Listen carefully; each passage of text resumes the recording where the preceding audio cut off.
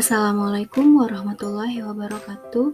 Perkenalkan, saya Siti Fatimah. Di sini saya akan menyampaikan materi mengenai pembagian harta waris menurut Kitab Undang-Undang Hukum Perdata, guna untuk memenuhi tugas mata kuliah Hukum Perdata dengan dosen pengampu Ibu Marniarani SHMH.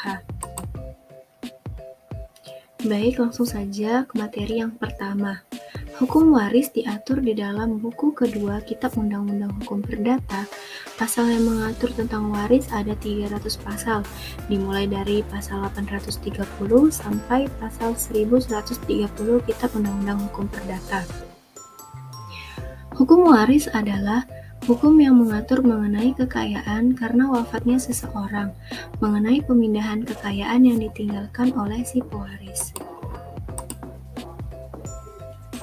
Terdapat 3 unsur di dalam warisan. Yang pertama adanya pewaris, yang kedua adanya harta warisan, dan yang ketiga adanya ahli waris. Ada 2 jalur untuk mendapatkan warisan secara adil, yaitu melalui pewarisan absentatio dan pewarisan testamentaire.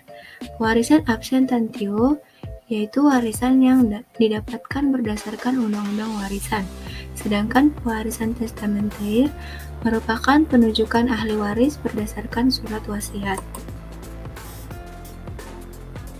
Kitab Undang-Undang Hukum Perdata telah mengatur mengenai penerimaan waris dalam pasal 832 menyebutkan orang-orang yang berhak menjadi ahli waris dibagi menjadi 4 golongan, yaitu golongan pertama, keluarga yang berada pada garis lurus ke bawah, yaitu suami atau istri yang ditinggalkan, anak-anak dan keturunan, beserta suami atau istri yang hidupnya lebih lama.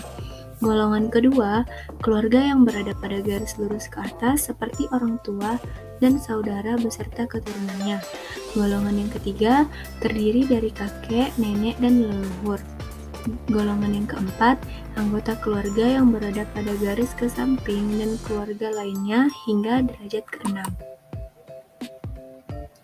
Berikut merupakan orang-orang yang tidak berhak menerima warisan meskipun sebagai ahli waris. Yang pertama, orang yang dengan putusan hakim telah dinyatakan bersalah dan dihukum karena membunuh atau telah mencoba membunuh pewaris.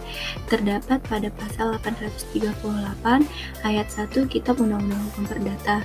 Yang kedua, orang yang menggelapkan, memusnahkan, dan memalsukan surat wasiat atau dengan memakai kekerasan telah menghalang-halangi si pewaris untuk membuat surat wasiat menurut kehendaknya sendiri. Ada pada pasal 838 ayat 3 Kitab Undang-Undang Hukum Perdata.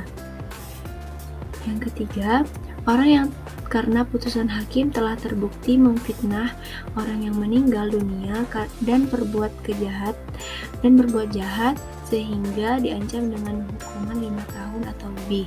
Terdapat pada pasal 838 ayat 2 Kitab Undang-Undang Hukum Perdata. Yang keempat, orang yang telah menggelapkan, merusak, atau memalsukan surat wasiat dari pewaris, maka ahli waris terkait wajib mengembalikan seluruh hasil dan pendapatan yang telah dinikmatinya sejak ia menerima warisan. Terdapat pada pasal 838 ayat 4 Kitab Undang-Undang Hukum Perdata. Objek dari hukum waris adalah harta warisan. Harta warisan adalah kekayaan berupa keseluruhan aktiva dan pasiva yang ditinggalkan pewaris dan berpindah pada para ahli waris.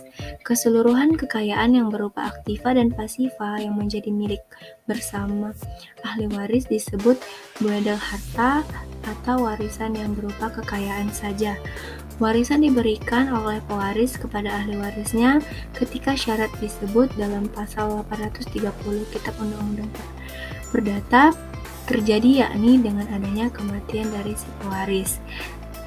Sistem hukum waris Kitab Undang-Undang Hukum Perdata tidak mengenal istilah harta asal maupun harta gonogini atau harta yang diperoleh bersama dalam perkawinan, sebab harta warisan dalam Kitab Undang-Undang Hukum Perdata dari siapapun juga merupakan kesatuan yang secara bulat dan utuh dalam keseluruhan dan akan beralih dari tangan peninggal warisan atau waris ke ahli warisnya.